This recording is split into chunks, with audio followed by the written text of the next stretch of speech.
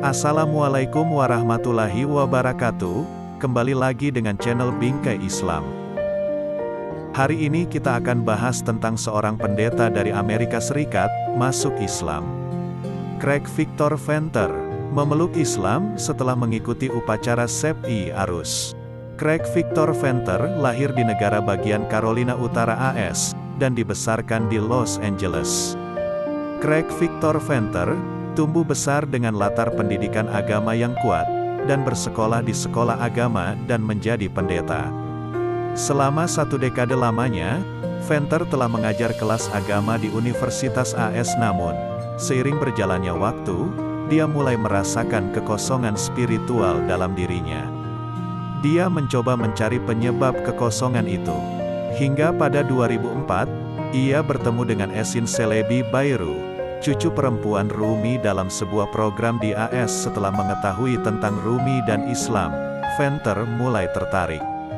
Ia kemudian mengunjungi Konya pada 2005 atas undangan Bairu. Di sana, ia menyaksikan Sepi Arus malam reuni, ketika Rumi mencapai Tuhan yang diperingati dalam upacara. Venter sangat terkesan dengan kisah Rumi, tarian sufi yang dikenal dengan upacara Sema, dan suasana spiritual selama upacara. Venter memutuskan masuk Islam pada 2006, dan mengganti namanya menjadi Ismail Venter. Agama sangat penting bagi keluarga saya. Nenek ingin saya menjadi pendeta. Saya pergi ke seminari untuk belajar imamat. Setiap Ahad, Venter tidak pernah melewatkan pergi ke gereja. Venter mengaku ada banyak hal yang tidak masuk akal baginya saat itu. Saya percaya pada Tuhan, tetapi ada sesuatu yang tidak beres. Informasi yang saya coba ajarkan kepada murid saya setelah itu tidak masuk akal bagi saya. Jadi saya menghabiskan sebagian besar hidup saya untuk mencari. Saya dulu mengajar di seminari, tetapi saya tidak percaya pada apa yang saya ajarkan, ujarnya. Venter kemudian memutuskan berhenti mengajar dan meninggalkan gereja, untuk pulang ke California dan bertemu keluarganya. Dia mulai mengisi hidupnya dengan mempelajari musik, namun kekosongan masih terus menggelayutinya. Ada banyak musik, tetapi hati saya kosong. Tepuk tangan orang-orang sangat bagus, tetapi ada sesuatu yang hilang, kata Venter. Lantas seseorang menyarankannya bertemu dengan Bairu, yang berada di San Francisco, untuk sebuah program. Pertemuan itu terjadi, dan di hadapan Bairu, Venter menceritakan kekosongan itu.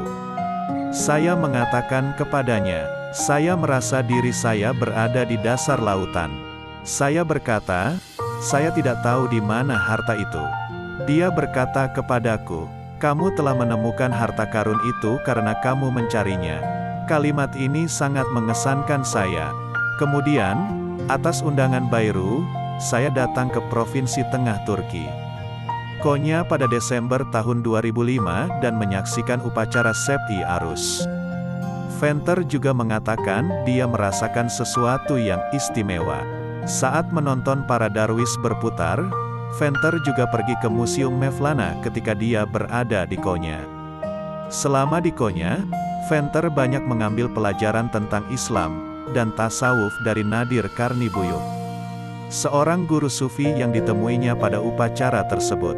Saya berhenti dan memperhatikannya, Karnibuyuk, dan melihat sekeliling ketika dia sedang berdoa.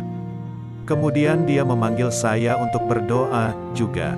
Tidak tahu harus berbuat apa, saya berjalan menuju Nias Penceresi, jendela harapan, kata Venter, sambil menambahkan dia mulai berdoa. Kemudian sesuatu terjadi. Saya tidak tahu apa yang terjadi, tapi saya tercengang. Saya merasa seperti hati saya terkoyak dan saya menangis. Saya merasa seperti Rumi memanggil saya. Saya menangis berjam-jam, ungkapnya. Saat itu juga Venter merasa tempat itu adalah tempat yang dia cari-cari selama ini. Tempat yang ia butuhkan. Jalan Rumi adalah jalan Nabi Muhammad, saya tahu ini adalah kebenaran. Saya menjadi seorang Muslim tahun depan, tambahnya. Dia kemudian mengunjungi Konya setiap tahun. Karena dia percaya ini adalah tempat yang tepat untuk belajar lebih banyak tentang Rumi. Mengikuti jalan Rumi berbeda dengan tinggal di AS, ia lantas memutuskan pindah ke Konya. Suatu malam, seorang darwis muda, pengikut Rumi, bertanya tentang keluarga saya. Dan saya berkata, orang tua saya sudah meninggal. Dia menatapku dan berkata, kami adalah keluargamu. Itu adalah salah satu hal terpenting yang dikatakan seseorang kepada saya.